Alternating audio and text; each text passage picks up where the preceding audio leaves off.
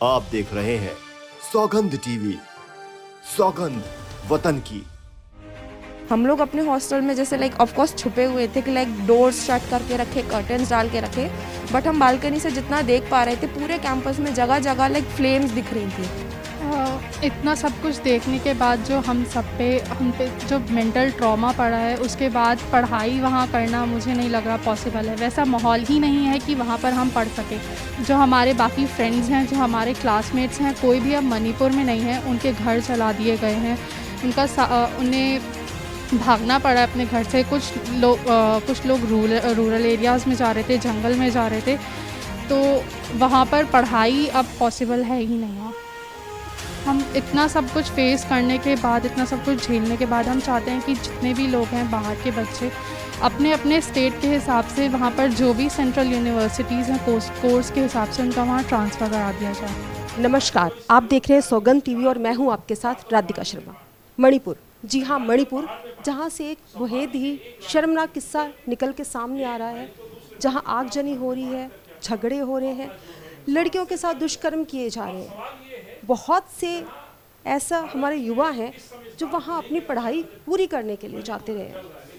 और मणिपुर एक शांति प्रिय राज्य होने के साथ साथ शांति प्रिय के लिए जाना जाता है। किस तरह की वहाँ के जो विद्यार्थी हैं उनको दिक्कतें आई हैं और वहाँ के क्या क्या हालात हैं, आइए जान लेते हैं। तो किस तरह की दिक्कतें फेस की हैं आपने पिछले कुछ टाइम में, कैसा माहौल है? जैसे कि आप वायरल वीडियो में भी देख रहे हैं कि कुकी ट्राइबल्स के साथ कितना गलत व्यवहार हो रहा है। जब हम लोग भी कैंपस के अंदर थे, हमने भी इससे भी गलत चीज़ें देखी थी कि जो भीड़ थी, लड़कों की भीड़ थी, वो फीमेल हॉस्टल के अंदर ज़बरदस्ती घुस रही है ताकि वो जो फीमेल कुकी स्टूडेंट्स हैं उनकी आईडीज़ कलेक्ट सके। बेसिकली कुकी हंट किया जा रहा था उस रात।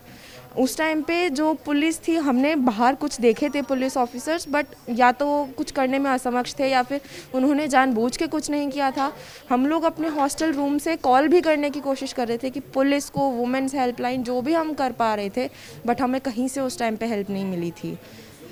तो सिर्फ एक समुदाय को वहाँ पे टारगेट किया जा रहा है उस दिन तो जी, एक ही को।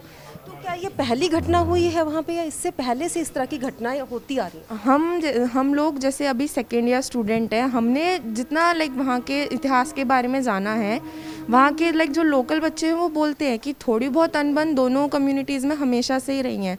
बट ये प्रॉब्लम इतना रेज हुआ ही इसलिए है क्योंकि 3 मई को जो ये अभी जो भी प्रॉब्लम्स चल रहे थे, उस टाइम पे कुछ 2 मर्डर्स हुए थे रात में। तो उसी दिन में चीज़ें इतनी बढ़ गई हैं कि हॉस्टल्स में 400-500 लोगों की भीड़ ज़बरदस्ती बम्बार्ड करके घुस रहे हैं अंदर। अगले दिनों में भी जो कुकी स्टूडेंट्स हैं उनकी बिलोंगिंग्स, जैसे उनके रिसर्च पेपर्स, पीएचडी स्टूडेंट्स के, उनके बुक्स, डॉक्यूमेंट्स, उनकी बिलोंगिंग को ज़बरदस्ती जो आईडी कलेक्ट हुए थे, इन्फॉर्मेशन निकाल के उनके हॉस्टल रूम्स के बारे में, उनके हॉस्टल का सामान तोड़ा जा रहा था, बाहर पाइल अप करके सारा सामान जलाया जा रहा था। हम लोग अपने हॉस्टल में जैसे ऑफ कोर्स छुपे हुए थे कि डोर्स शट करके रखे, कर्टन्स डाल के रखे, बट हम बालकनी से जितना देख पा रहे थे पूरे कैंपस में जगह जगह फ्लेम्स दिख रही थी। कुछ हॉस्टल्स में हम खुद देख पा रहे थे कि भीड़ है, वो लोग सामान करके जला रहे हैं और काफ़ी ऊंची ऊंची फ्लेम्स दिख रही थी। तो कैसा मंजर था वहाँ का जब आपने ये सब देखा? कैसा फील हुआ ये सारी चीज़ें देख के कि जहाँ एक बोला जाता है बेटी पढ़ाओ बेटी बचाओ में, वहाँ इस तरह का मंजर देखना किस तरह का एक्सपीरियंस?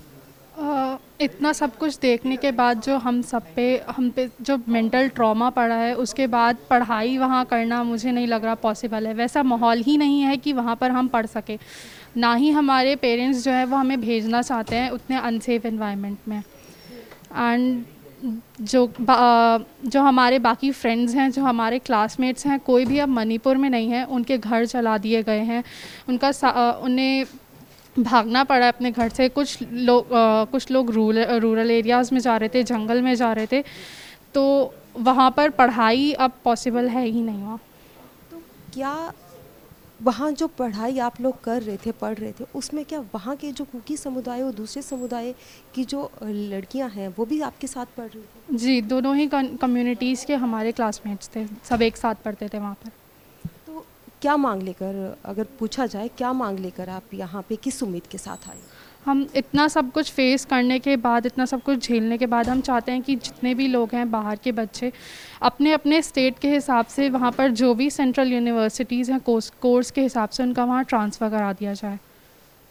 कोर्स के हिसाब से आप लोगों का ट्रांसफ़र करवा दिया जाए, इस उम्मीद के साथ आप आज यहाँ कांग्रेस ऑफिस में आए हैं।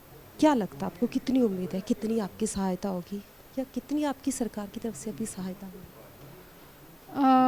हमने यूजीसी से बहुत उम्मीद के साथ उनसे मदद मांगी थी, बट अभी तक कुछ भी उनके तरफ से रिस्पांस नहीं आया। हम 2 से 3 बार कहे थे लेकिन अभी तक कुछ भी बोला नहीं गया है। बाकी जो यूनिवर्सिटीज़ हैं जैसे जामिया, उन्होंने बोला है कि पॉलिसीज़ की ज़रूरत है, नई पॉलिसीज़ की, जिससे वो बच्चों को ट्रांसफ़र कर सके अपनी यूनिवर्सिटीज़ में। तो हमें आशा है कि गवर्नमेंट जो है वो हमारी मदद कर सके इस चीज़ में। गवर्नमेंट जो आपकी मदद कर सके, आप मदद की गुहार से आए हैं। जहाँ स्त्री को पूजा जाता है, जहाँ स्त्री को देवी का दर्जा दिया जाता है, उसी देश में आज उनका भविष्य क्या है हमें ये नहीं पता। मणिपुर में जो हादसे हो रहे हैं, वहाँ जो युवाओं के भविष्य पे असर पड़ रहा है, वो देखने का एक मंजर है। सोई हुई सरकार कब जागती है ये तो वक्त तय करेगा। क्या इन लोगों को इंसाफ मिलेगा?